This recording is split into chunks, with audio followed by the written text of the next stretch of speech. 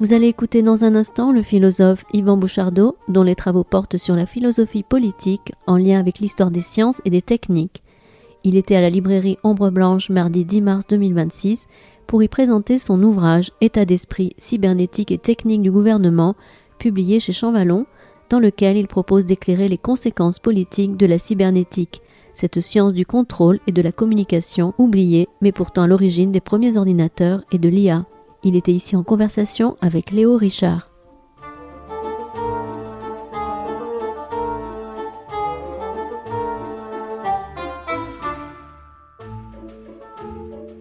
Bonjour à toutes et à tous, merci, bonjour. Merci d'être venus aussi nombreux et nombreuses. Merci Yvan Bouchardot d'être avec nous ce soir pour présenter donc, son livre aux éditions Champvallon, État d'esprit cybernétique et technique de gouvernement. Merci aussi Léo Richard qui est réalisateur, monteur et qui a travaillé dans le cadre de l'école de philosophie. On aura peut-être le temps d'y revenir pendant la rencontre avec Yvan Bouchardot sur cette question-là, cette notion qui va être abordée aujourd'hui de la cybernétique. Juste un mot aussi pour vous dire que vous pouvez vous procurer évidemment le livre à l'accueil de la salle de rencontre et qu'il y aura un temps d'échange après 1 heure de dialogue entre Yvan et Léo, un temps d'échange avec le public, donc n'hésitez pas à poser vos questions. Voilà, je laisse la parole à Léo et à Yvan. Bonne rencontre à toutes et à tous. Merci. Merci. Merci pour cet accueil. On va commencer à parler de ce livre, donc, État d'esprit cybernétique et technique de gouvernement, qui est un livre passionnant, qui est assez technique, on va dire, dans la mesure où son l'objet, la cybernétique, est à la confluence d'un très grand nombre de champs disciplinaires, et que Yvan, tu les prends un peu tu vas les lire chez ces auteurs, quoi. Donc tous ces champs, c'est à la fois ce qui fait naître la cybernétique au lendemain de la Seconde Guerre mondiale, donc l'industrie militaire, mais aussi la physique, la thermodynamique, la neurologie, donc quand même des domaines extrêmement variés. Et ensuite, il y a tous les champs disciplinaires sur lesquels ça aura un écho ou des influences qui sont aussi variées que ceux auxquels on pense d'abord, l'informatique, la robotique, l'intelligence artificielle, mais aussi la biologie moléculaire, l'anthropologie, la socio... Donc du coup, on se retrouve avec cette théorie, la cybernétique, ou ce paradigme, on ne sait pas encore exactement ce que c'est, et du coup, au cœur du livre, tu m'arrêtes si je dis des bêtises, mais au cœur du livre, il y a ce moment cybernétique, c'est l'expression d'un auteur qui s'appelle Mathieu Triclot, qui l'appelle ainsi. Donc ce moment cybernétique, c'est vraiment entre 46 et 53, aux États-Unis, les années au cours desquelles des experts de différentes sciences vont se réunir lors de conférences pour essayer de fonder cette théorie, presque d'en faire une science, une discipline. Et donc il y a ce moment-là, et c'est là que l'un des fondateurs, au moins du mot, mais cybernétique et de sa notoriété, qui s'appelle Norbert Wiener, va essayer de définir la cybernétique comme si je me souviens, une théorie de la commande et de la communication, autant chez l'animal que dans la machine. Et ça, ça fait fond sur une nouvelle notion à ce moment-là très en vogue, sur laquelle on va revenir, qui est celle de l'information, qui, selon Norbert Wiener et selon les cybernéticiens de cette époque-là, est au même titre que l'énergie et la matière, on va dire un des piliers de la réalité, et puisqu'il y a de l'information qui circule autant dans un corps animal que dans un cerveau, que dans une machine, que dans une société, que dans un système de défense antiaérienne. Bref, en fait, du coup, on pourrait trouver une grande théorie qui pourrait unifier tout ça. Donc voilà, ça c'est un peu la cybernétique, pour essayer d'en donner la définition telle qu'elle s'est établie à ce moment-là. Et du coup, dans le livre, donc, il va y avoir un très grand nombre de flashbacks, quoi, pour essayer de voir d'où ça vient, cette cybernétique. Et ensuite, tu vas un peu scruter dans la suite et jusqu'à notre présent, où est-ce que se cache un peu la cybernétique, et notamment dans le champ de la gouvernementalité, quoi. C'est le sous-titre cybernétique et technique de gouvernement. Donc, je vais arriver à une première question, qui est une sorte de premier paradoxe. Ce même chercheur, Mathieu Triclot, donc, que je citais à l'instant, dit que nous vivons aujourd'hui dans un monde cybernétique sans cybernétique. Et du coup, je voulais déjà t'entendre un peu sur ce paradoxe de Triclot que tu fais un peu tien, quoi, parce que il peut nous permettre de comprendre l'intérêt aujourd'hui, au présent, de s'intéresser à ça. Donc, Merci à tout le monde d'être venu. Donc juste pour préciser, le livre il est issu de ma thèse de doctorat, c'est pour ça aussi qu'il est un peu gros. Et en effet, le paradoxe de Mathieu Triclot, je suis un peu parti de là. Donc un monde cybernétique sans cybernétique, qu'est-ce que ça veut dire ?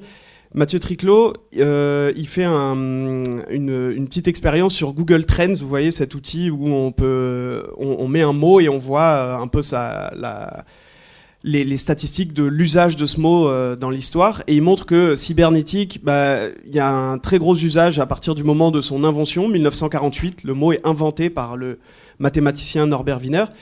Et petit à petit, donc il est très utilisé pendant les années 50. Tout le monde parle de cybernétique. Et petit à petit, ça décroît et on s'arrête un peu d'utiliser le mot cybernétique. Alors que les concepts de la cybernétique, et en l'occurrence la commande, mais qui en anglais se dit, dans les termes de Norbert Wiener, se dit feedback, et l'information, qui sont un peu les deux piliers de la cybernétique, ces deux mots-là, ils vont avoir la trajectoire inverse, c'est-à-dire qu'on les utilise pas tant que ça, et ils vont croiser la trajectoire de la cybernétique. On oublie un peu la cybernétique. Par contre, on se met à parler de feedback et d'information partout, dans, comme tu l'as dit, un peu toutes les sphères de la société, que ça soit du côté des sciences humaines ou des rapports sociaux dans le management, etc. Ça marche aussi bien dans les sciences informatiques, l'intelligence artificielle, évidemment. Mais par contre, la cybernétique, elle est un peu oubliée. Et donc, ça me paraissait être intéressant d'aller recreuser un peu à ce qui est souvent présenté du coup comme une sorte d'archive secrète un peu de notre monde numérique, et d'aller creuser un peu là-dedans. Qu'est-ce qu'on y trouve ? Est-ce qu'on y trouve je sais pas, les clés pour comprendre vraiment tout ce qui se passe aujourd'hui ? Est-ce que c'est un peu exagéré de le voir comme ça ?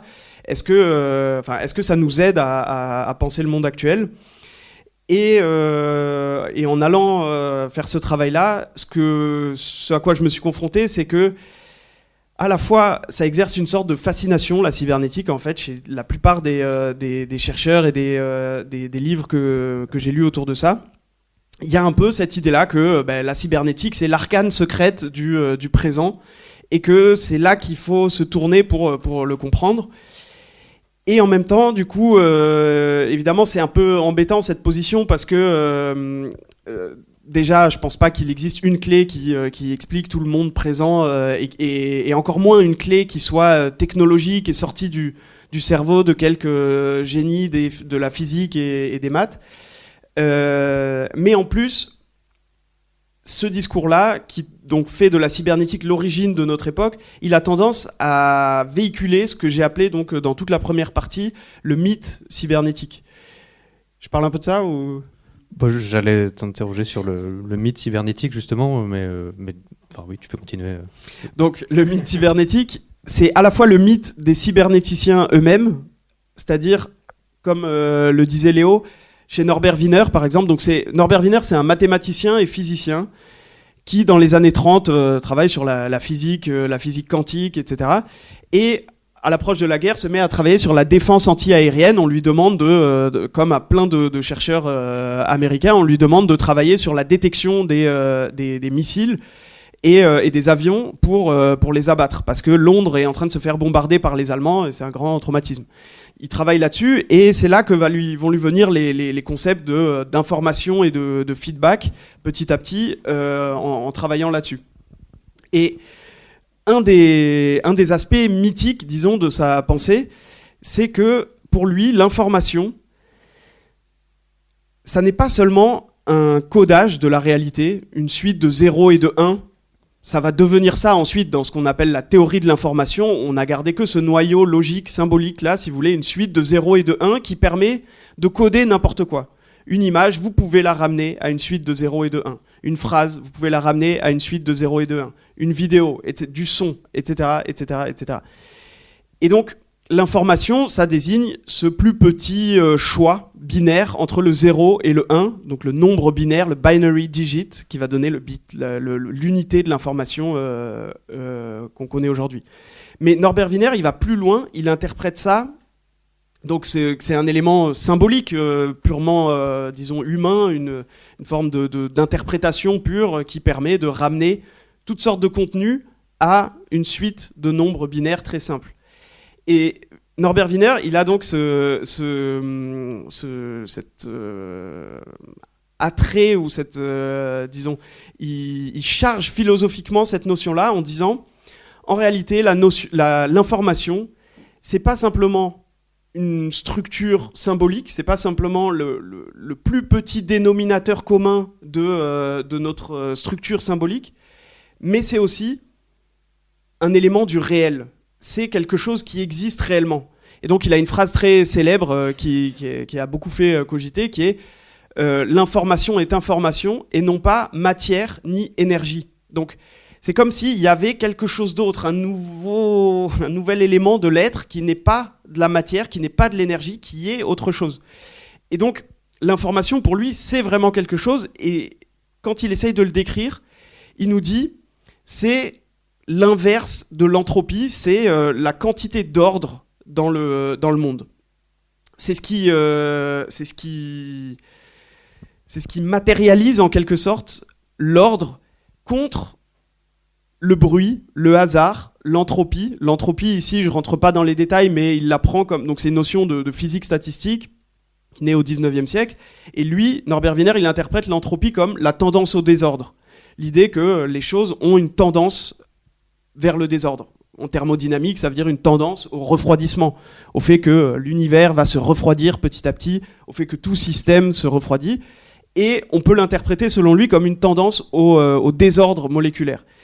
Et donc Norbert Wiener, pourquoi je parle de récits mythiques ou mythologiques là-dedans, c'est parce que à partir de cette notion d'information-là, il forge l'idée selon laquelle il y a fondamentalement une lutte entre le bruit et la mise en ordre.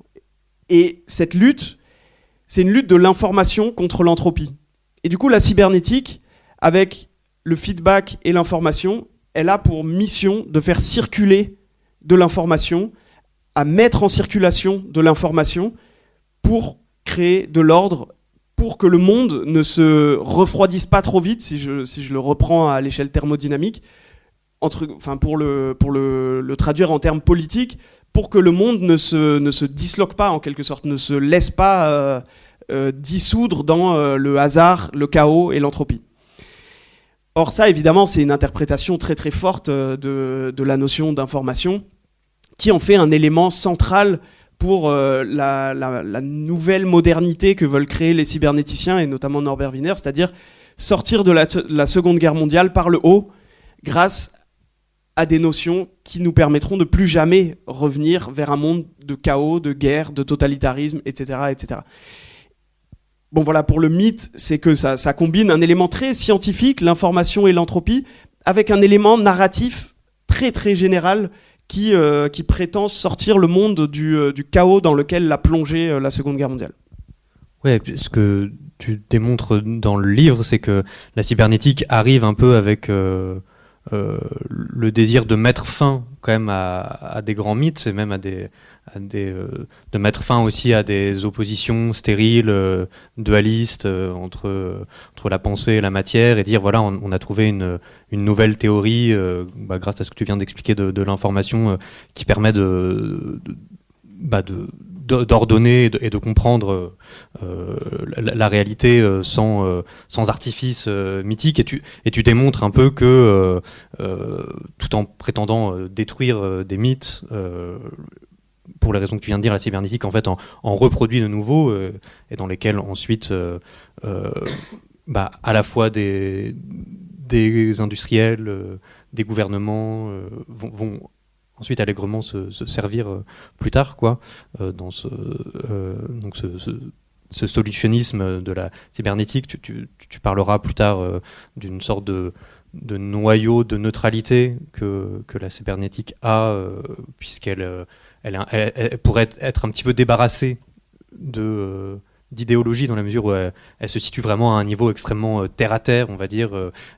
C'est vraiment une science d'ingénieurs, de mathématiciens, et elle est là pour donner des solutions à des problèmes, quoi, et qu'elle est plus coincée dans des problèmes, dans d'autres types de problèmes stériles archaïques. Et du coup, une des opérations que tu fais au début du livre, c'est pour refuser ce récit mythique de l'Occident qui renaît de ses cendres après la Seconde Guerre mondiale et qui arrive à se fonder lui-même. Tu fais une généalogie qui est très convaincante du fait que la cybernétique, c'est plutôt l'aboutissement de tout ce que la société industrielle a produit, de mécanisation, de division du travail, etc. Est-ce que tu pourrais nous refaire un peu cette démonstration-là Ouais. Oui, en effet, c'est un élément qui me semble important, parce que dans tous les livres sur la cybernétique qu'on trouve, en général, on se focalise sur les inventions et les grands hommes qui ont fait la cybernétique. Norbert Wiener, John von Neumann, donc on dit voilà, c'est l'architecture des ordinateurs, on lui doit ça à John von Neumann. Warren McCulloch, des grands noms de la cybernétique comme ça, et on se concentre sur eux en expliquant, comme j'ai dit, le présent, et en faisant vraiment un nouveau point de départ. Comme si, en quelque sorte, on mordait au mythe cybernétique en faisant ça. Et bon, je le fais à la suite d'autres auteurs, notamment un Italien qui s'appelle Matteo Pasquinelli, mais en apportant un éclairage marxiste.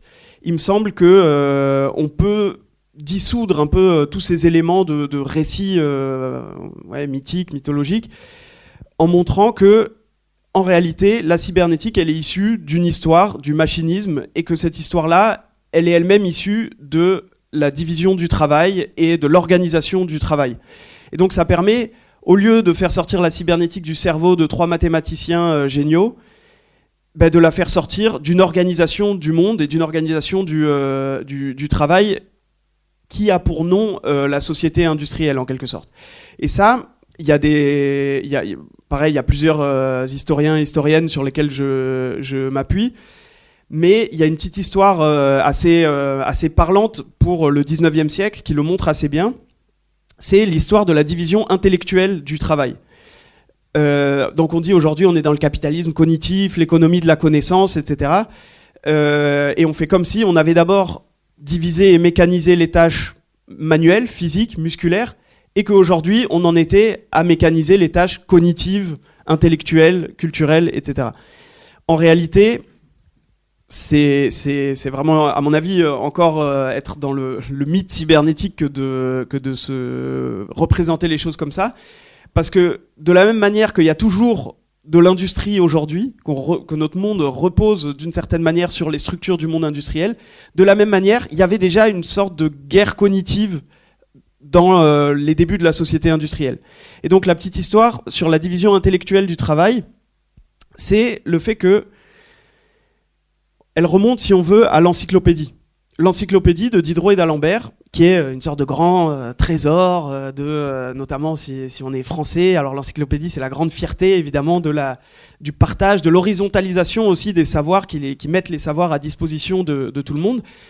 Si on lit le prospectus à l'encyclopédie de Diderot, il nous dit, parce qu'évidemment l'encyclopédie, ça sort pas de nulle part, ils reprennent les projets anglais d'encyclopédie notamment. La Cyclopédia, bon bref, je reviens pas là-dessus. Et Diderot, il nous dit, qu'est-ce qui manque à ces encyclopédies anglaises ? Il manque le savoir ouvrier. Et donc, c'est un des grands apports de l'encyclopédie, c'est d'être allé, donc il le dit dans des pages assez éloquentes, Diderot, il nous dit, il faut aller voir les ouvriers, il faut aller leur parler, il faut écrire sous la dictée des ouvriers, il faut en quelque sorte extraire tout le savoir ouvrier pour le mettre dans l'encyclopédie. Parmi les articles de l'encyclopédie, il y en a un qui s'appelle « Épingle ». L'article « Épingle », il est écrit par Delair, je ne reviens pas là-dessus. L'article « Épingle », au lieu de décrire juste une épingle, il prend le parti de décrire très précisément les 18 étapes qu'il faut pour fabriquer une épingle. Qui est le plus grand lecteur de l'article « Épingle » ? C'est évidemment Adam Smith, dans La richesse des nations. Adam Smith, il lit l'article « Épingle » et pour lui, toutes les étapes de la création, enfin de la production d'une épingle, ça va constituer l'exemple de la division du travail qui ouvre la richesse des nations et qui montre la supériorité du mode de production par division du travail par rapport à des modes de production primitifs où une personne fait 18 tâches, par exemple. Donc, Adam Smith s'inspire de l'article « Épingle » et il y a un Français qui s'appelle Gaspard de Prony qui trouve la division la richesse des nations, donc le livre d'Adam Smith à Paris. Et Gaspard Riche de Prony, s'appelle-t-il, il est chargé de de faire les tables de logarithmes après la Révolution française. Dans les années 1790, il y a un grand projet mathématique qui consiste à faire manuellement les calculs qui permettent de donner les résultats de tous les logarithmes principaux. Ça permet notamment d'aider dans la navigation, etc. Mais c'est une tâche manuelle que doivent faire des gens à la main. C'est très long et fastidieux. Il voit Adam Smith et il se dit « Mais en fait, il faut qu'on fasse pareil. Il faut qu'on divise le travail intellectuel de la même manière que les épingles ont été divisées en 18 tâches, etc. » Et donc il dit « Il faut mettre les logarithmes en manufacture comme les épingles. » Donc on est déjà dans du capitalisme cognitif, en quelque sorte. Donc, De Prony fait ça. Donc, il propose une nouvelle organisation du travail intellectuel pour le calcul des logarithmes. Il dit, en fait, on n'a besoin que de quelques mathématiciens très compétents qui vont être au sommet d'une pyramide hiérarchique. Ces mathématiciens, ils développent les problèmes d'une manière que ne pourraient pas le faire des gens qui n'ont pas étudié les mathématiques. Ensuite, en intermédiaire, on a des gens qui comprennent ce que disent les mathématiciens et qui le transforment en toutes petites opérations, en l'occurrence des soustractions et des additions, donc des opérations très très simples. Ils posent ces opérations et en bas, au dernier échelon, on a des gens plus nombreux et nombreuses qui réalisent ces opérations d'addition et de soustraction. Ces personnes-là, on les appelait, et c'était essentiellement des femmes, on les appelait des computers. Donc vous voyez que le mot anglais pour donner ordinateur, c'est d'abord des femmes qui réalisent des calculs. Donc là, on est fin du 18e. Et il y a une dernière étape dans ce petit récit-là, c'est Charles Babbage. C'est un économiste, mathématicien, ingénieur anglais qui a lu Adam Smith, qui voit l'effort de Gaspard de Prony pour diviser le travail intellectuel, et qui dit mais il manque la dernière étape. Si on lit bien Adam Smith, on lit aussi que plus une tâche est divisée, plus elle est susceptible d'être mécanisée. Pour la faire très simple, un mouvement complexe, courbe et qui va dans tous les sens, c'est très difficile de le faire par une machine. Alors que si j'ai réussi à diviser toutes mes tâches et que chacun fait un mouvement simple, une machine va pouvoir le faire à sa place. Et donc la division du travail par la simplification des tâches est directement à l'origine de la mécanisation. Et donc, Charles Babbage, il dit, il faut aller plus loin que Gaspard de Prony. Une fois qu'on a divisé toutes ces tâches, il faut les mécaniser. Et donc, il faut mécaniser le travail intellectuel et le calcul. Et donc, Babbage, toute sa vie, a essayé de développer les ancêtres de l'ordinateur. Par ailleurs, pas tout seul, c'est encore une autre histoire. mais donc voilà, ici on voit que la préhistoire de l'ordinateur, ce qui est toujours présenté comme la préhistoire de l'ordinateur, c'est pas juste un esprit génial, celui de Babbage, qui a l'idée de faire une machine saugrenue qui, par des méthodes très très ingénieuses, réussit à faire à mécaniser la pensée, le calcul. Mais c'est aussi toute une histoire de la division du travail et du machinisme qu'il faut faire revenir pour comprendre ça.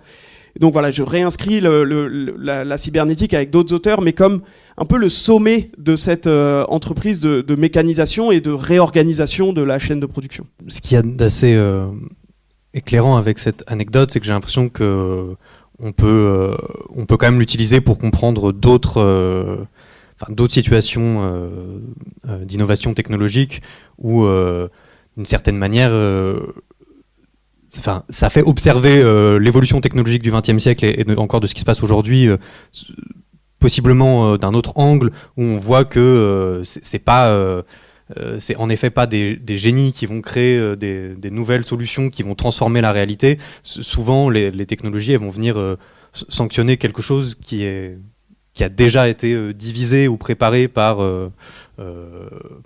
la division du travail, par le capital, et ce qui soudain peut être confié aujourd'hui à des IA, etc., sont aussi des choses qui ont été préalablement divisées et hiérarchisées, comme tu viens de l'expliquer.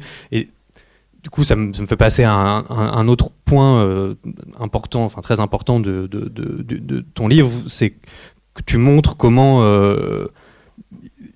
toute l'opération de neutralisation de la cybernétique, de neutralisation de la politique, s'est passée à cet endroit-là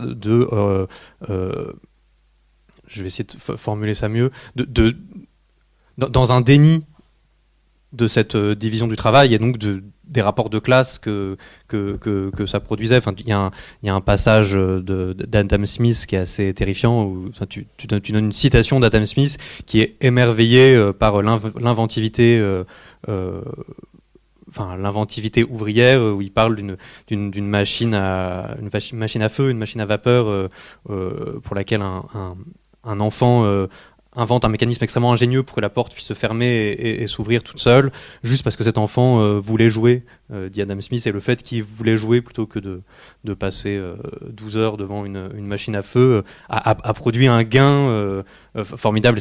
Et ce que tu décèles, c'est aussi le travail de Pasquinelli et tout ça, mais c'est qu'il y a un énorme déni au milieu de ça, c'est le fait que, le déni des conditions de travail et le déni du coup possiblement des luttes qui s'en suivent, et en fait derrière ce solutionnisme technologique ou cette manière de raconter l'histoire en donnant toujours un coup d'avance à la technique, on perd totalement l'angle qui ferait voir qu'il y a d'abord une situation de domination à l'intérieur de l'économie. Et du coup, c'est un peu long, pardon, ma question n'est pas très claire, mais je voudrais en gros te demander comment tu as cherché à ramener la cybernétique à ces applications politiques. En gros, qu'est-ce que tu... peut-être sur le passage un peu, parce que du coup là, disons que ce moment-là où je ramène un peu donc le chapitre 3 s'appelle du mythe à l'histoire, et c'est partir du mythe cybernétique que j'ai quand même essayé d'installer, de décrypter, etc., de le ramener à l'histoire et de le dissoudre en quelque sorte dans la lutte des classes et les questions de domination, etc. Et ensuite de voir comment par un certain nombre d'auteurs et de chemins plus ou moins attendus et plus ou moins inattendus, les concepts et les outils de la cybernétique deviennent des techniques de gouvernement. Ils ne deviennent pas que ça, ils deviennent plein de choses. Il y a plein de réappropriations, on pourrait aller dans pas mal de directions différentes. Mais là, moi, l'angle que j'ai choisi, c'est l'angle du gouvernement. Et En l'occurrence, bon, c'est pas tout à fait arbitraire, évidemment. La cybernétique vient du grec kubernestai, qui a donné le gouvernail d'un navire, et qui a donné aussi, évidemment, le gouvernement, par le moyen terme du latin gubernatio. Et donc, évidemment que le gouvernement, c'est pas juste moi qui plaque ma lubie sur la cybernétique, c'est un peu inscrit dans le nom. Et d'ailleurs, Norbert Wiener, le fondateur de la cybernétique, mentionne que il a su après coup, mais au 19e siècle, il y a une première personne qui avait inventé le mot cybernétique, c'était Ampère, pour désigner justement le gouvernement des hommes. Il n'en a rien fait par ailleurs Ampère, et ça s'est complètement perdu ensuite. Mais voilà, le lien, il n'est pas non plus complètement anecdotique, sauf que, précisément, la cybernétique, elle prétend au départ se situer dans une forme de gouvernement qui est complètement apolitique. Donc la définition de la cybernétique, je la redis, c'est la théorie entière de la commande et de la communication. Et dans commande, qui est parfois aussi traduit par contrôle, qui vient du mot anglais feedback, il n'y a pas du tout immédiatement un sens politique. C'est pas du tout immédiatement le sens du contrôle sur les gens et du contrôle de la population. C'est pas du tout ça qui est entendu au départ. C'est vraiment la commande au sens du gouvernail du navire. C'est comment on va là où on veut aller. Vous voyez, c'est aussi technique que ça. Et c'est là qu'il y a évidemment une opération de dépolitisation ou de neutralisation en quelque sorte de la technique. Et par ce biais-là, moi après je rentre plus dans des exemples, des études de cas un peu sur la manière dont les concepts cybernétiques ont été pris à la lettre en quelque sorte pour gouverner, cette fois-ci au sens propre, au sens politique. Et donc, un des principaux exemples, je le déploie dans le chapitre 5, c'est l'exemple de CyberSyn au Chili. Donc c'est un projet cybernétique qui... donc le gouvernement Allende arrive au pouvoir en 71 et se pose très vite la question de la nationalisation de l'industrie et de l'économie en général. Problème numéro 1 pour la personne en charge de la nationalisation d'abord de l'industrie, c'est comment gérer toutes les entreprises nationalisées. Elles ne sont plus gérées par des patrons ou des managers directement. Il faut organiser l'industrie nationalisée. Comment on fait ? Et cette personne-là, il s'appelle Fernando Flores. Il a fait des études d'ingénieur, il a un peu voyagé et il est tombé sur les livres d'un certain Stafford Beer, qui est un cybernéticien britannique, qui a développé la cybernétique dans le domaine du management et qui s'est demandé comment on peut appliquer les concepts de la cybernétique dans le domaine du management. Stafford Beer, c'est un théoricien, mais c'est aussi, il était à la tête de la plus grande entreprise de production d'acier d'Angleterre, par exemple. Il appliquait ces concepts. Et Fernando Flores lui dit, est-ce que vous voulez pas venir au Chili pour inventer un système cybernétique de gestion de l'industrie nationalisée ? Stafford Beer se dit, c'est l'occasion de ma vie, j'y vais. 2 mois plus tard, il est au Chili. Et ils inventent ensemble, avec toute une équipe, un nouveau système de gestion de l'économie. Pour le décrire très rapidement, ce système il est entièrement calqué sur les analyses de Stafford Beer. Et Stafford Beer, son obsession, c'est de montrer comment l'entreprise doit se calquer sur le fonctionnement d'un corps vivant. Et il dit, voilà, en fait, il y a plein de choses dans l'entreprise qui doivent fonctionner comme les réflexes, par exemple, d'un corps humain ou d'un corps animal, qui doivent fonctionner en totale autonomie par rapport à un centre de commandement. Mais quand il y a des situations de crise, le cerveau a la priorité et peut instaurer un état d'exception pour aligner tous les muscles et tout le corps dans la direction voulue. Et il dit ça devrait être un peu pareil dans l'entreprise, on devrait laisser beaucoup plus d'autonomie aux travailleurs, mais aussi aux différents étages de la hiérarchie, et ne faire intervenir de la décision hiérarchique et verticale qu'en dernière instance, que comme une sorte d'état d'exception. C'est ses mots à lui, c'est comme ça qu'il le décrit. Et du coup, il propose de ramener ça au Chili. Et ça donne quoi ? Ça donne des entreprises qui ne doivent pas du tout être sous la tutelle d'une planification centralisée, par exemple. C'est pas du tout.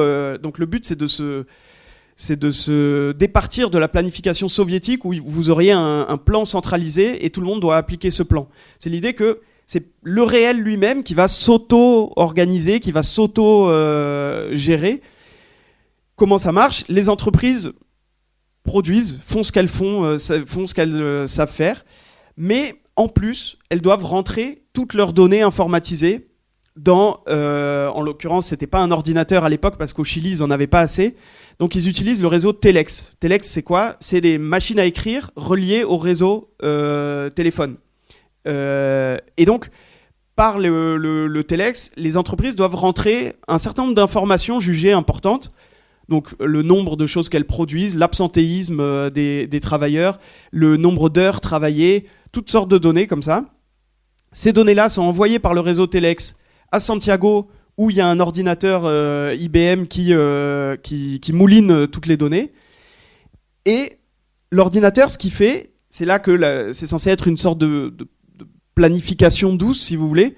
L'ordinateur, il fait des statistiques, il fait des moyennes, et il ne revient vers les entreprises avec des nouvelles injonctions que si il se passe quelque chose de bizarre. Par exemple, une entreprise qui produit toujours à ce niveau-là, si à un moment sa production commence à décroître, l'ordinateur envoie une notification, un signalement en disant là il se passe quelque chose, vous avez un problème, il faut réagir. Et s'il y a toujours des problèmes, ça peut aller au niveau d'au-dessus et ils peuvent envoyer quelqu'un à l'entreprise pour voir ce qui se passe, etc. Bon voilà, il y a un étagement comme ça de la décision, avec l'idée que principalement en réalité c'est censé déboucher sur une forme d'autogestion du travail. La principale réalisation de ce projet CyberSyn, c'est ce réseau de Telex. Là, il y a à peu près 400 machines qui sont disséminées dans tout le pays. Le Chili, c'est très très étendu. Et non, peut-être il y a une petite étape qu'on a un tout petit peu sauté entre la présentation de ce qu'est la cybernétique et ce moment-là. Je me permets une parenthèse pour essayer de comprendre ce qu'il y a de vraiment cybernétique dans ce que Stafford Beer propose pour le Chili, de faire ce détour par la question des boîtes noires.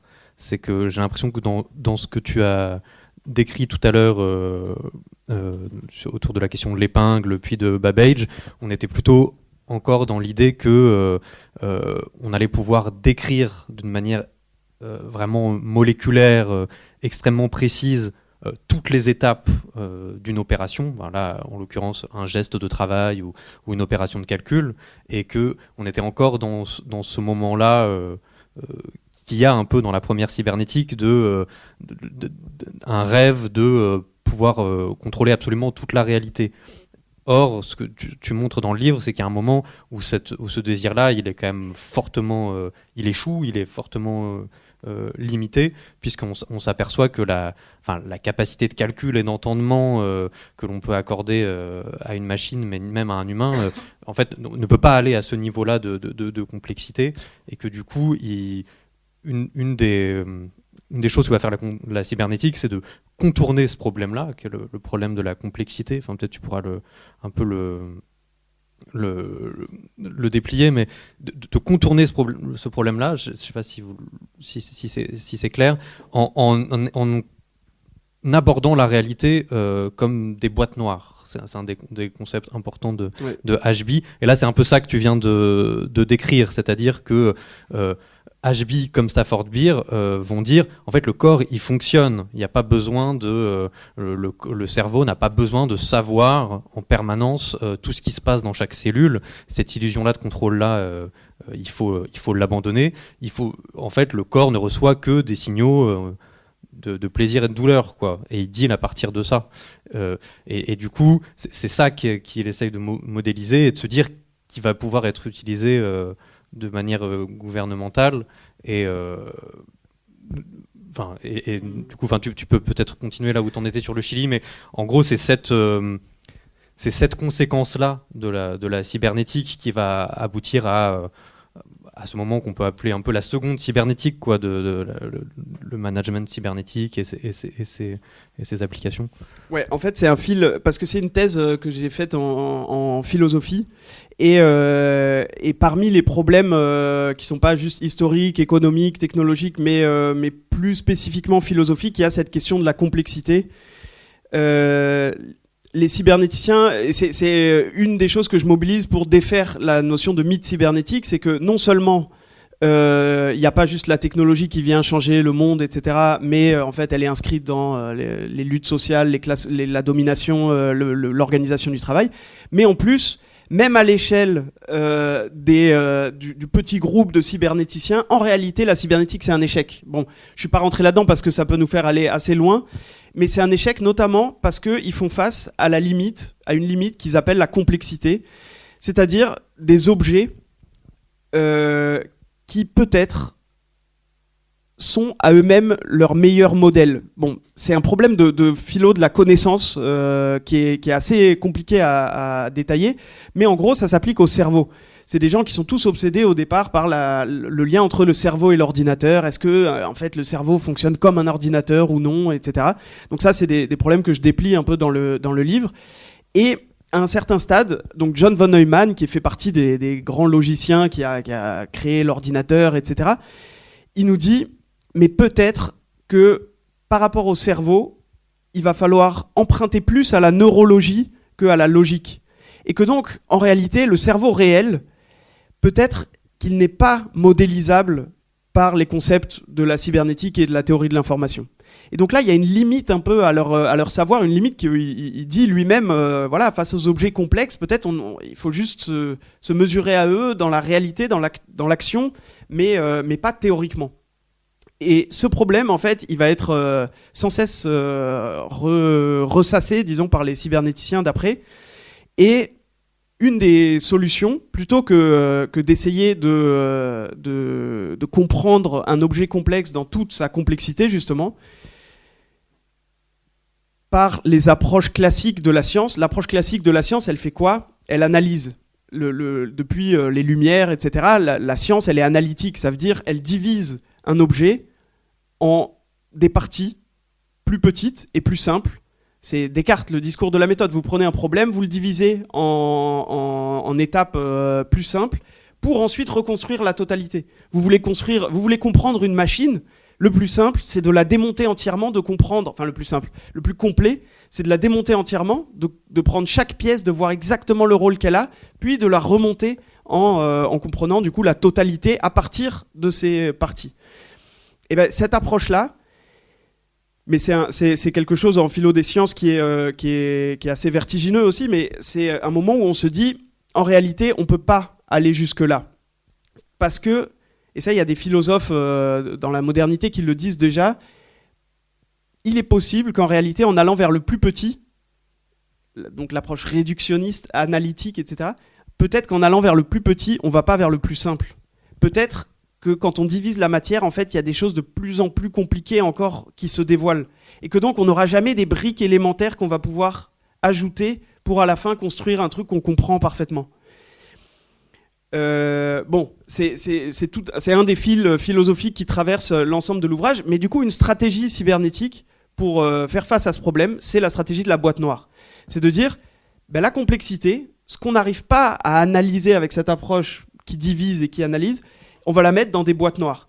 Et Stafford Beer au Chili, il fait ça, il dit explicitement qu'il fait ça. Il dit, on va pas s'intéresser à tout ce qui se passe dans l'entreprise. On va pas essayer de diviser, rationaliser le travail à l'intérieur de l'entreprise comme l'ont fait, je sais pas moi, Taylor, Ford, etc.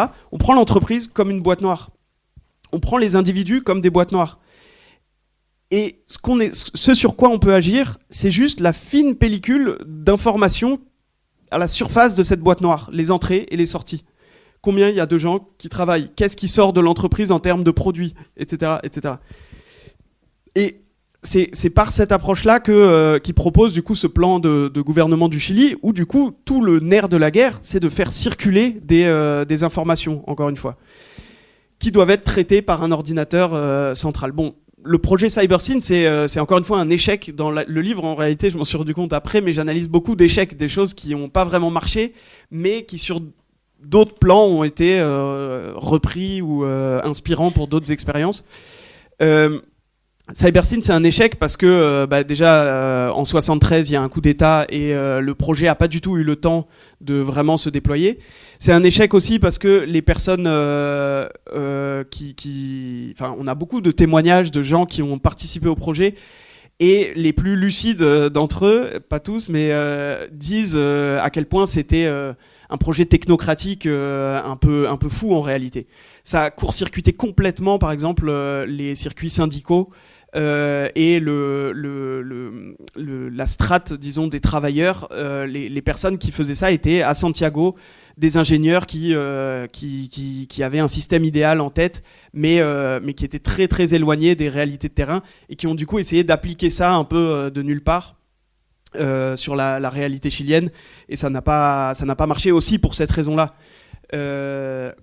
Mais c'est un échec qui, par ailleurs, a aussi... Donc, c'est toute une discussion, une autre qu'il y a dans le livre, pour le coup plutôt sur le plan politique, sur la question de la cybernétique de gauche. Parce que y a l'idée que la cybernétique, et notamment au moment où elle se fait doubler par le courant qu'on appellera l'intelligence artificielle ensuite, peut-être on y reviendra, qui a plus de publicité aujourd'hui évidemment, la cybernétique apparaît comme minoritaire, apparaît notamment avec la figure de Wiener comme rebelle, apparaît parce que Norbert Wiener il s'oppose à la recherche militaire, il revient souvent aussi à l'aspect matériel, alors que l'intelligence artificielle elle va s'envoler un peu vers les aspects logiques et symboliques, etc. Et donc la cybernétique apparaît comme une autre voie possible qu'aurait pu prendre l'informatique, d'où aussi des récupérations en Union soviétique à partir des années 60 et au Chili à travers des gouvernements socialistes et des gouvernements de gauche. En réalité, moi, ce que j'ai pas vraiment cru à ce mythe de la cybernétique de gauche, parce que j'y ai vu plutôt ce que j'appelle un moment un raffinement des techniques de gouvernement qui n'a pas du tout remis en question les aspects technocratiques, qui a dilué en réalité les questions hiérarchiques, etc., derrière un appareil technique censé être émancipateur, etc., mais qui l'a jamais été. Oui, j'ai l'impression qu'une des choses que tu fais dans le livre, c'est quand même de renvoyer un peu dos à dos une cybernétique de gauche et de droite, mais aussi en historicisant toute cette période d'après-guerre, et comment l'économie se réorganise. Là, c'est un peu dans le sillage de Foucault et de Grégoire Chamaillou, où en fait il y a quand même, il y a une crise du capital, mais il y a aussi des fortes résistances, et du coup des thèmes.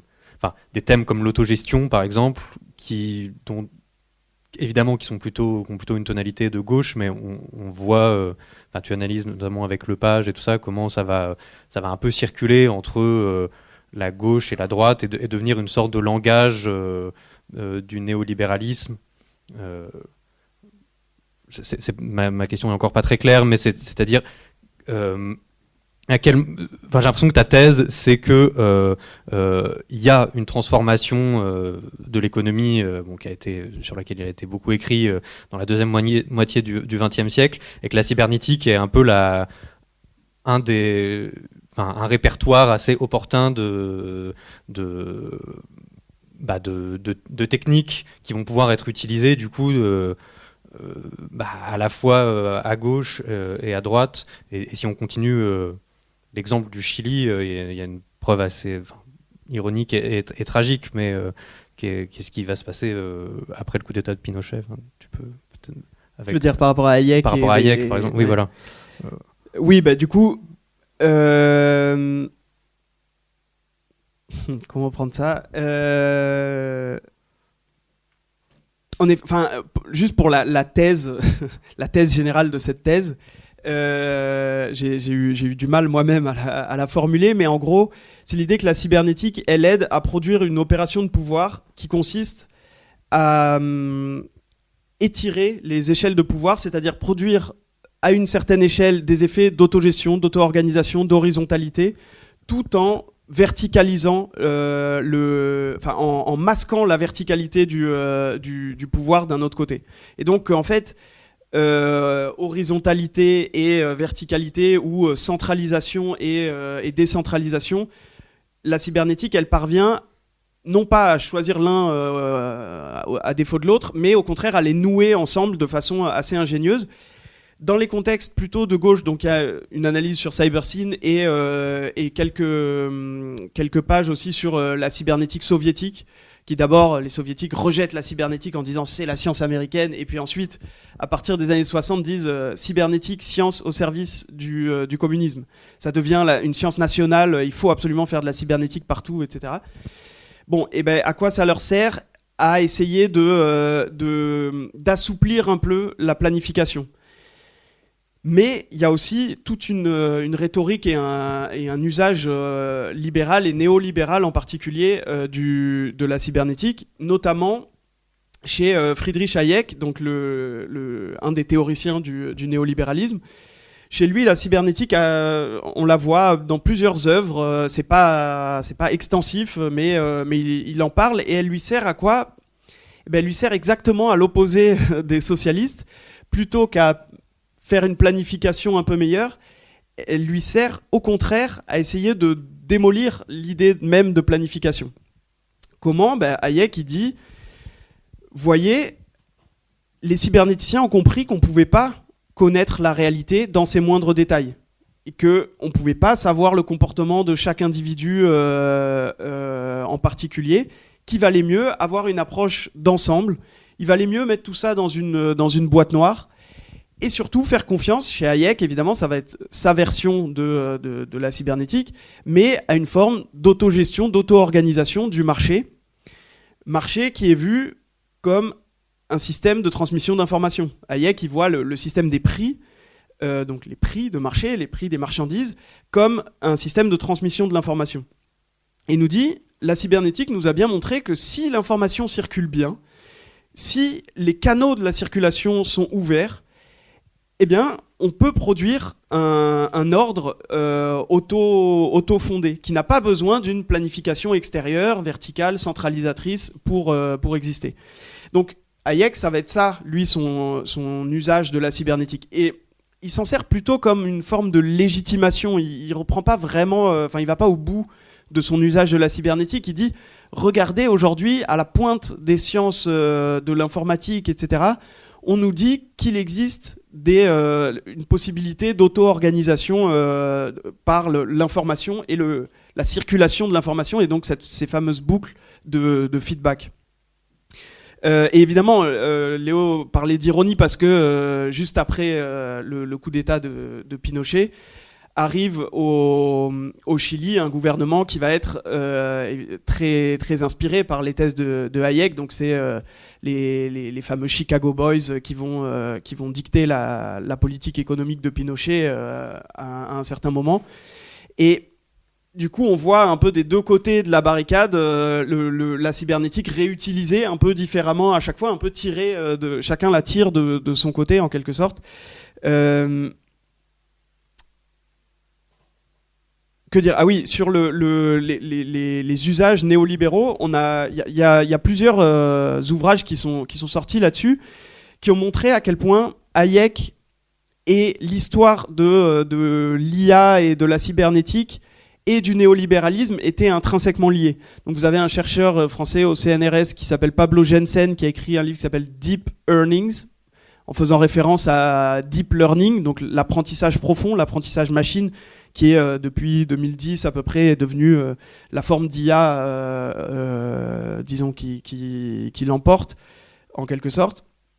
Et le jeu de mots est sur le lien entre cette forme d'IA là et les débuts du néolibéralisme.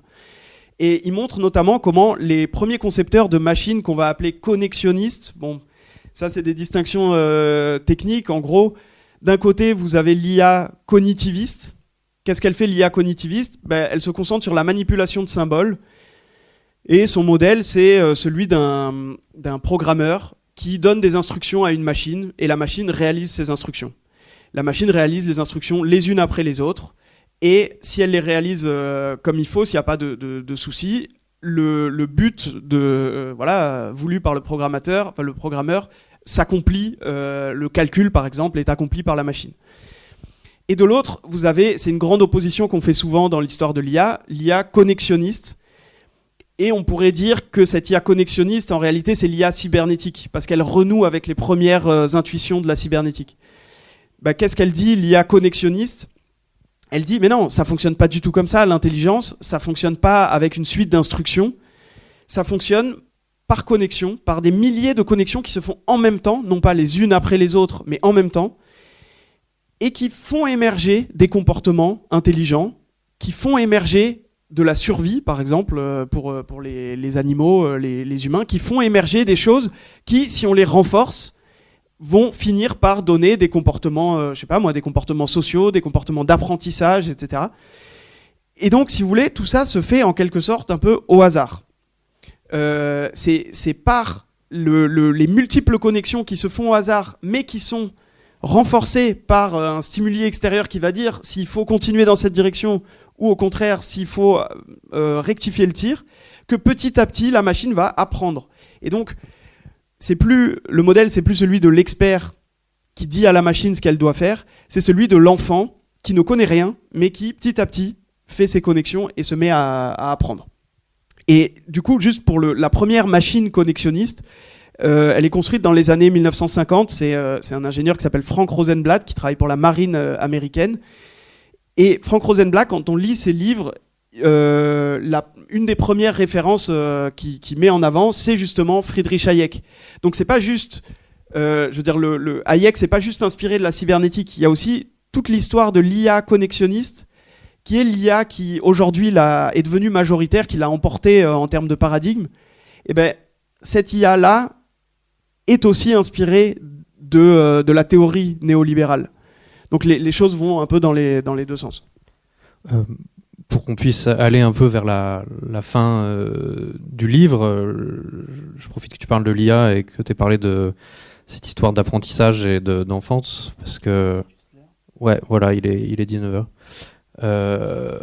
Parce que Sam Altman la semaine dernière a répondu dans une conférence à des gens qui critiquaient le coût énergétique de l'IA, et il a dit mais vous pensez qu'il faut combien d'énergie pour qu'un enfant accède à l'intelligence pendant les 10 premières années de sa vie, quoi. Enfin, ça coûte aussi beaucoup d'eau, ça coûte aussi beaucoup de... Lui a répondu ça. Ouais, a répondu ça, ouais. Genre oui, d'accord, peut-être mes ordinateurs c'est l'électricité et de l'eau, mais regardez toute l'énergie qu'il faut pour produire un enfant. Et bon, ça c'est l'anecdote, mais derrière je voulais qu'on aille vers la troisième partie du livre, même si là on va peut-être passer aux questions de la salle, qui est sur un plus grand développement sur l'état actuel des technologies, comment elles se sont comment elles ont essayé, comment elles tentent de se glisser dans la trame du quotidien, et comment donc c'est un autre des aboutissements de la cybernétique comme technique gouvernementale qui ne se situe plus à l'échelle des États ou même des décideurs de l'économie, mais qui transforme notre rapport à l'intelligence et notre rapport même à ce qu'on considère comme l'intelligence, l'humain, et du coup je voulais juste si tu as une petite ouverture à faire là-dessus, et après on peut passer je peux lancer en vérité, du coup c'est la troisième partie de la thèse, et qui est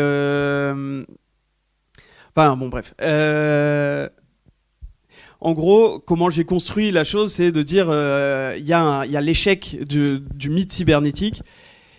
Cet échec, donc je l'ai dit, sur les questions politiques, etc., mais aussi parce qu'il rencontre cet obstacle-là un peu de la complexité.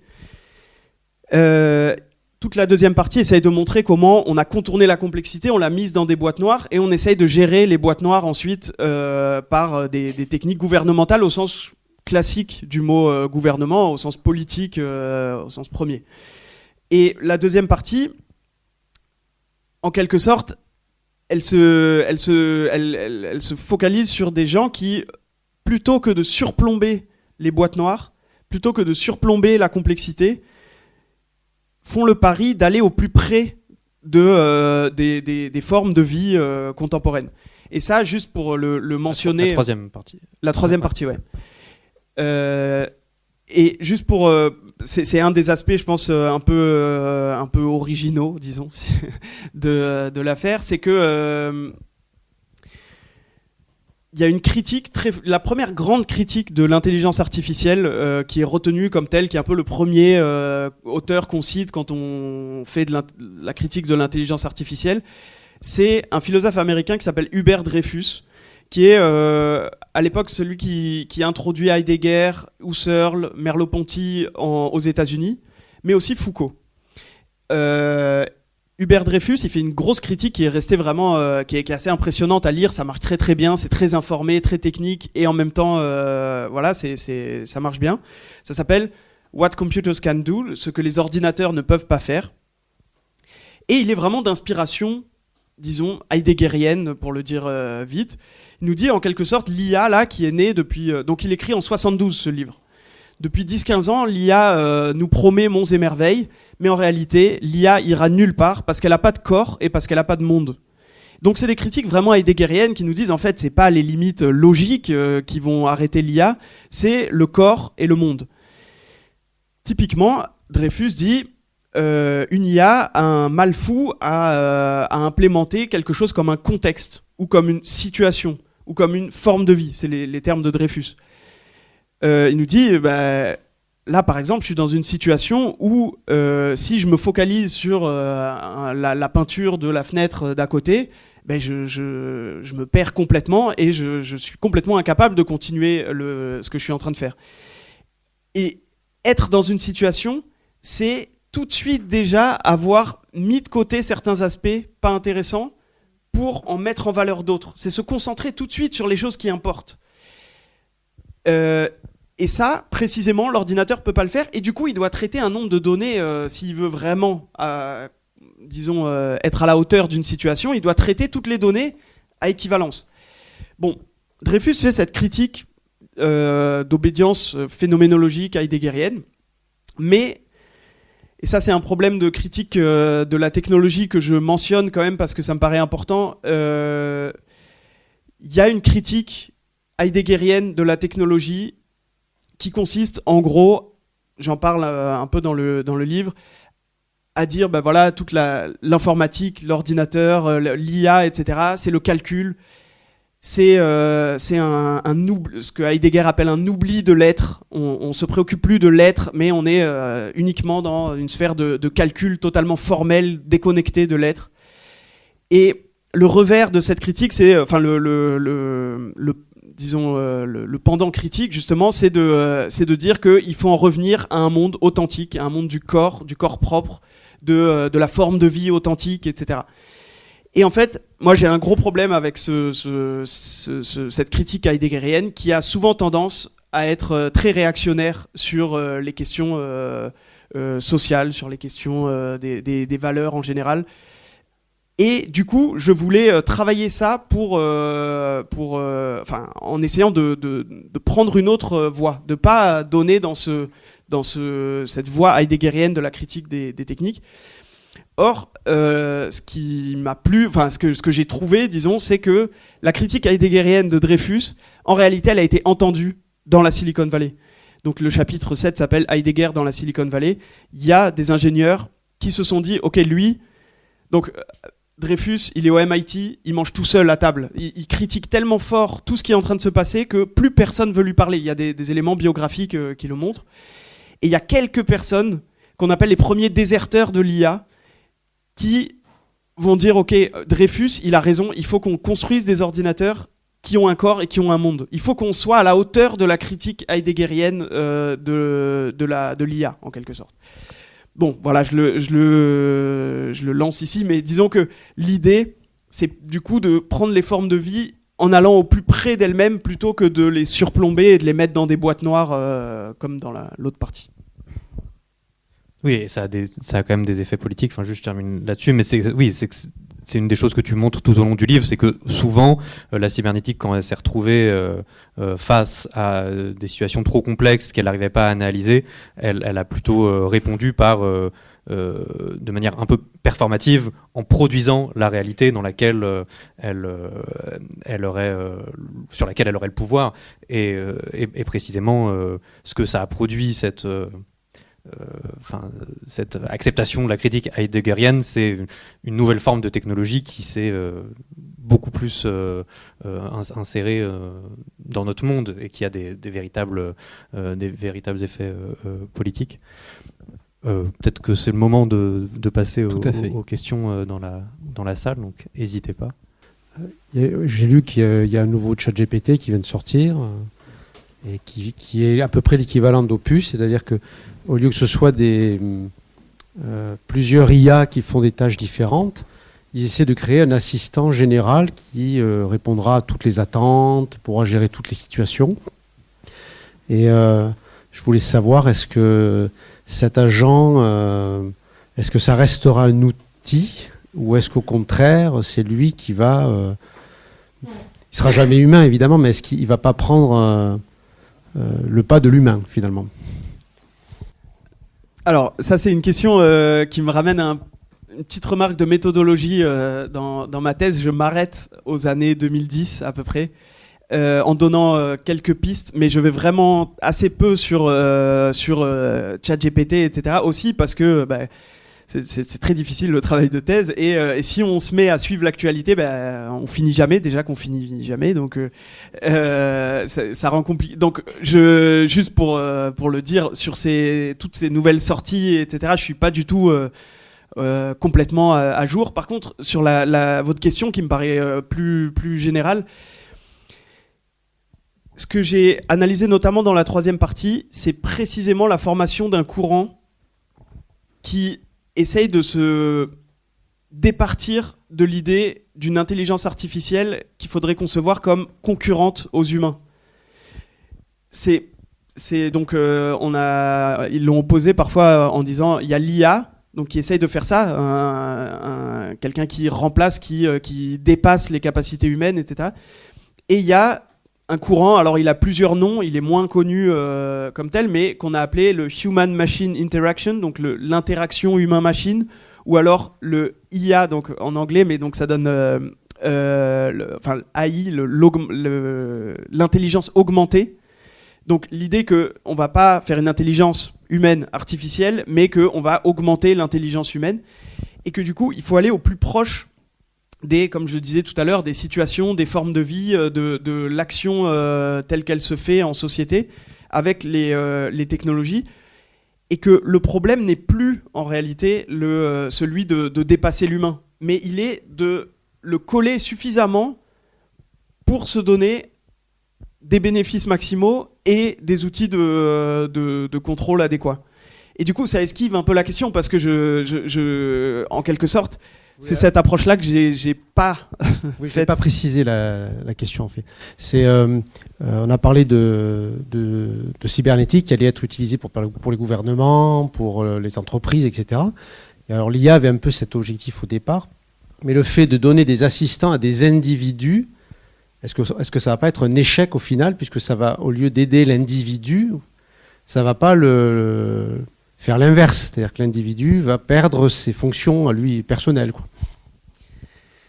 Oui, c'est tout le problème. Enfin, je veux dire, là, on baigne là-dedans. Après, c'est juste que en termes d'approche, moi, c'est un effort un peu constant que j'ai dû faire dans mon travail, mais c'est que quand on réfléchit comme ça, et je pense que par exemple, je ne sais pas si vous connaissez Bernard Stiegler, qui est un philosophe de la technologie, qui parle souvent du mythe de Prométhée qui apporte la technique aux humains. Et après, c'est le pharmacone, c'est-à-dire c'est à la fois le poison et le remède. Est-ce que ça va appauvrir l'individu, enrichir l'individu ? Vous voyez, on a du coup les deux possibilités. Mais le point de départ, c'est Prométhée qui apporte la technologie. Elle tombe du ciel. Et Stigler est beaucoup plus vaste et riche que ça, hein. Je le réduis pas à ça, mais je pense qu'un des problèmes de son approche, c'est que trop souvent, on en est réduit à se poser la question de est-ce que ça va apporter des bénéfices ou appauvrir l'individu. Et moi, j'essaye au maximum, c'est pas toujours possible, mais de me situer toujours en amont de la technologie. Quel est le rapport social qui a fait naître la technologie ? Et il me semble que ça permet de lever un certain nombre de questions sur le bon et le mauvais usage, en montrant que derrière, il y a un rapport social qui est problématique. Et que du coup, il est possible aussi de transformer ce rapport social pour aller vers ailleurs. Mais que, bon, sur ces technologies-là, je sais pas bien quoi répondre. Je pense qu'il y a forcément des gens qui vont trouver des usages ingénieux et qui vont voilà, produire des choses intéressantes.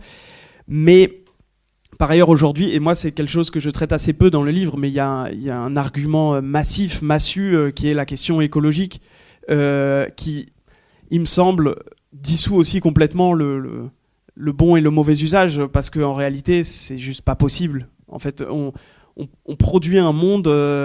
ces technologies-là font exister un monde qui est absolument invivable, à mon avis. Et donc, en quelque sorte, pour moi, la question, j'arrive pas à aller au bout de est-ce qu'on va pouvoir tirer le meilleur de ces technologies ou pas, parce que c'est le monde qui les a produits qui me convient pas du tout. Merci pour la dernière réponse, parce que je voulais poser une question sur revenir à la cybernétique, parce que j'ai été, comment dire, quand tu as présenté les choses, les applications de droite et de gauche, quand au niveau soviétique, c'est vrai que dans les années 60, ils ont repris la cybernétique, c'était un capitalisme d'État, c'était pas du tout une expérience de gauche, je sais pas comment dire. Ça pourrait laisser penser qu'il y avait effectivement deux mondes. Certes, c'était des mondes qui s'opposaient, mais le rapport social qui produisait la chose, c'était un rapport capitaliste, certes d'État, qui allait très mal, ils ne savaient plus comment s'en sortir par rapport à leur planification, mais c'était pas... parce que du coup, ça laisse penser qu'il y aurait, qu'il y aurait une utilisation. Ça me fait penser à l'atome de droite et à l'atome de gauche, quoi. Et que si on modifie le rapport social, peut-être que, ma foi, ça peut être pas si mal. Justement, dans la construction, c'est le chapitre 5, il est sur les utilisations de la cybernétique en contexte dit de gauche. Alors, ok pour les critiques sur l'Union soviétique, aller dire aujourd'hui que le gouvernement Allende, c'était pas vraiment de la gauche,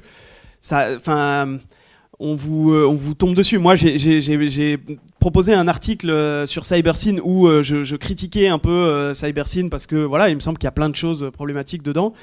Et on me dit mais non, mais tu peux pas toucher à CyberSyn parce que c'est l'exemple, c'est le gouvernement Allende, c'est la référence de la gauche pré-néolibérale. Et donc bon, c'est un peu un fétiche aussi, alors qu'il y a plein de problèmes derrière. Mais passons. Enfin, sur ce qui se dit de gauche, notamment dans les années 70, mais à mon avis encore aujourd'hui, il y a une forme de croyance, de technophilie de gauche dans la technologie qui est énorme. Et je vais pas me lancer là-dedans, mais mais c'est quand même un courant très très fort. Et à mon avis,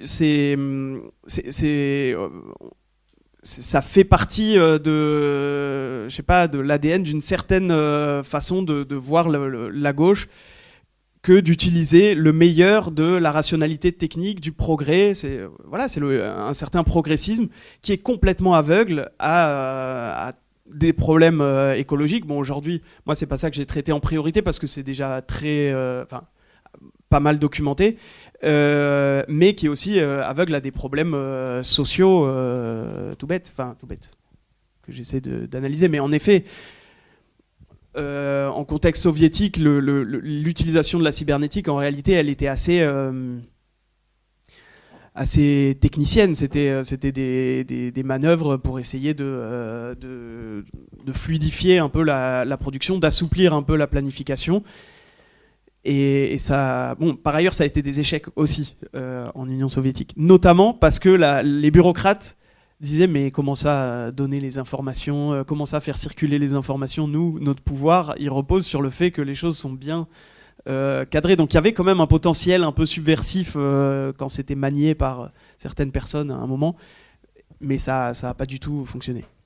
Oui, si j'ai bien compris, la cybernétique, du coup, elle s'est pas mal inspirée du fonctionnement du cerveau. Je voulais savoir si, à l'inverse, dans le développement des neurosciences aujourd'hui, est-ce qu'il y a eu un retour un peu de ce que la cybernétique a fait, quoi ? Oui, j'entends neurosciences, c'est très vaste, quoi. C'est un peu, peut-être c'est pas exactement la gouvernementalité, mais un peu le contrôle. Et par exemple, moi je vois ça un peu comme le paroxysme, c'est un peu le vouloir voir la psychiatrie comme tous les problèmes psychiatriques comme juste des défaillances chimiques, quoi. Alors, c'est une question qui peut faire des grands allers-retours, mais qui peut aussi me faire parler du titre du livre qui s'appelle État d'esprit.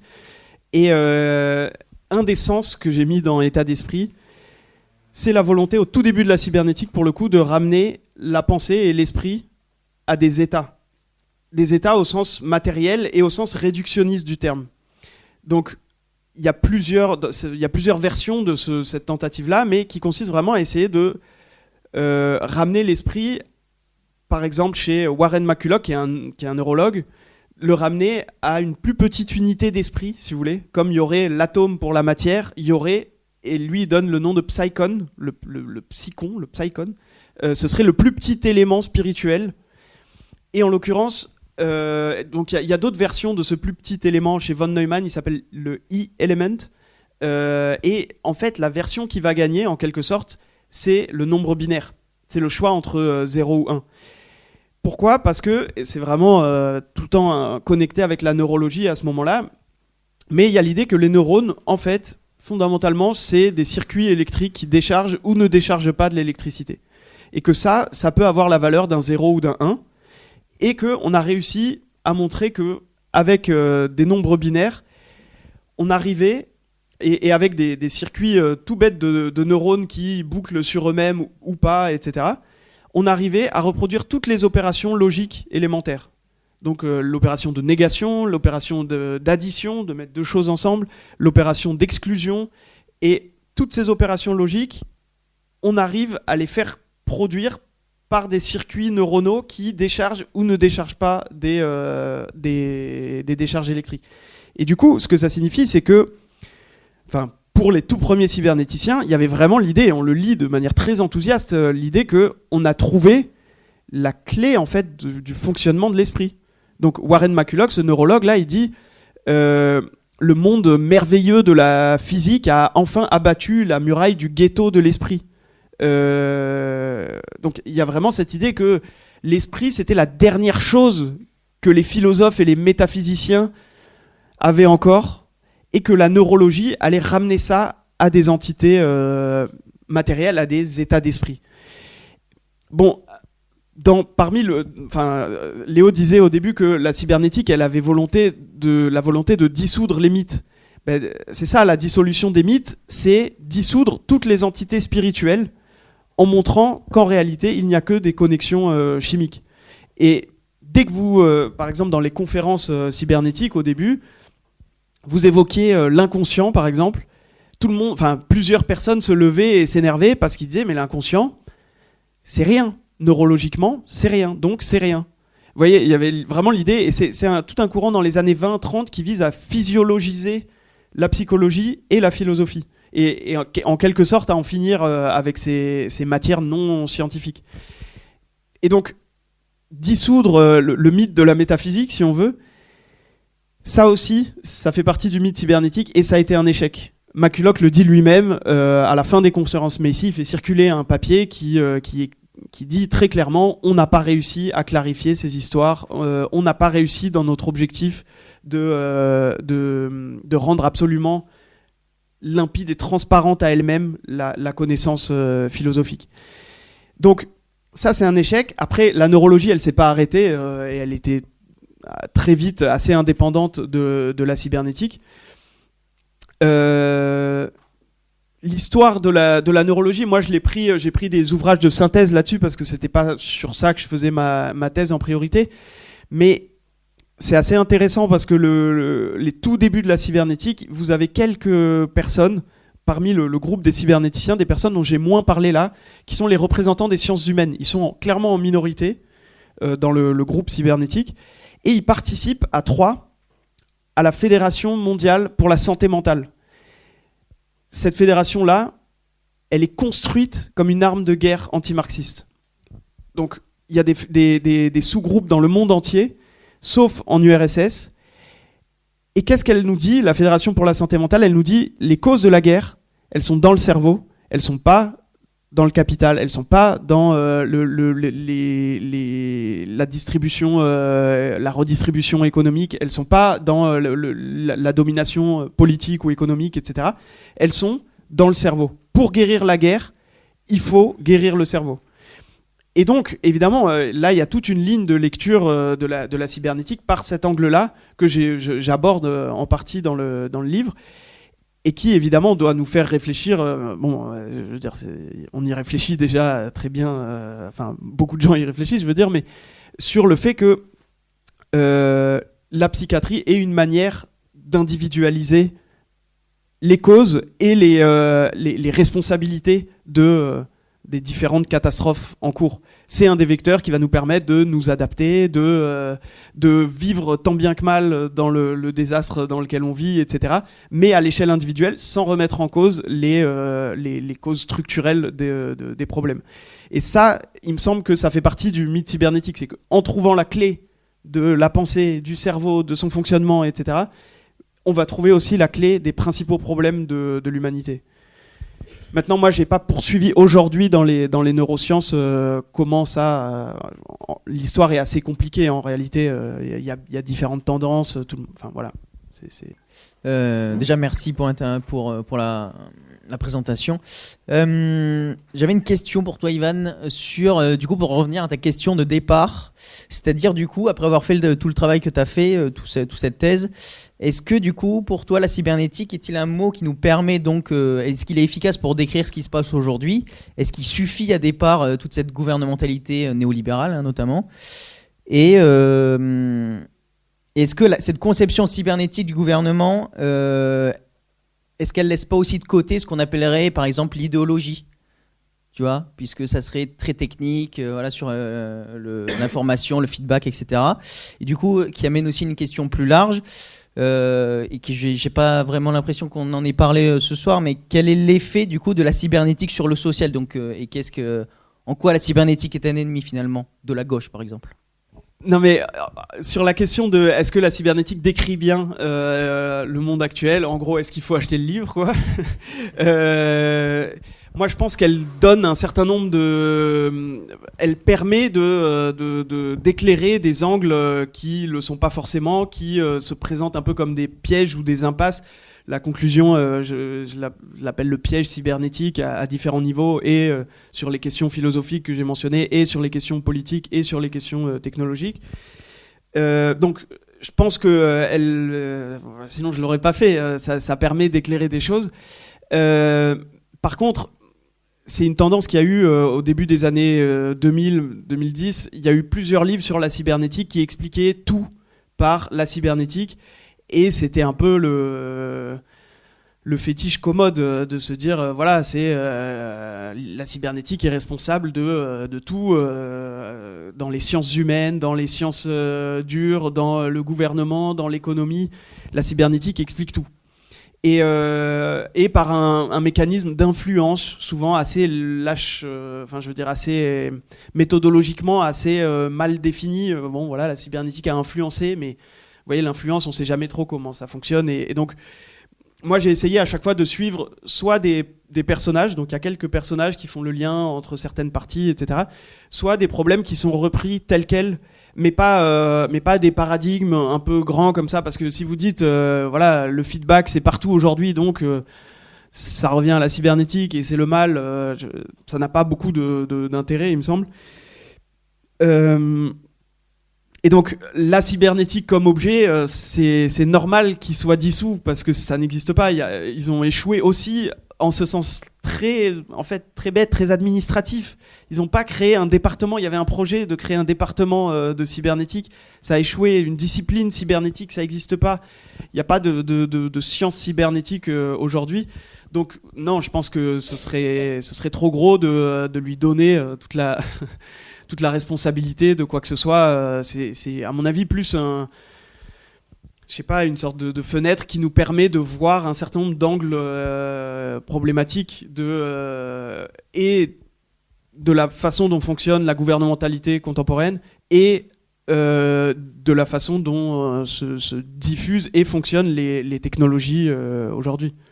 Et comme c'est l'ancêtre de l'IA, il me semble qu'il y a plein de choses qui font des échos. Moi, j'ai essayé évidemment de faire plein d'échos avec l'actualité, mais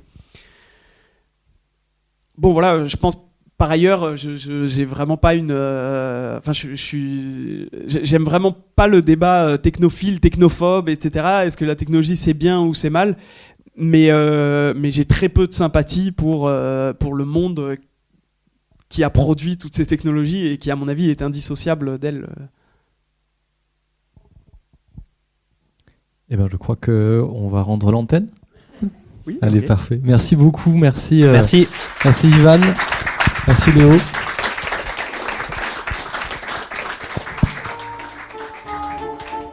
Et vous pouvez vous procurer le livre à l'entrée. Merci beaucoup. L'ouvrage État d'esprit, cybernétique et technique du gouvernement est publié aux éditions Champvallon. Vous avez pu écouter à l'instant une rencontre avec le philosophe Yvan Bouchardot, enregistrée à la librairie Ombre Blanche mardi 10 mars 2026 et réalisée et mise en onde par Radio Radio en collaboration avec Radio Radio Plus et Radio Terre.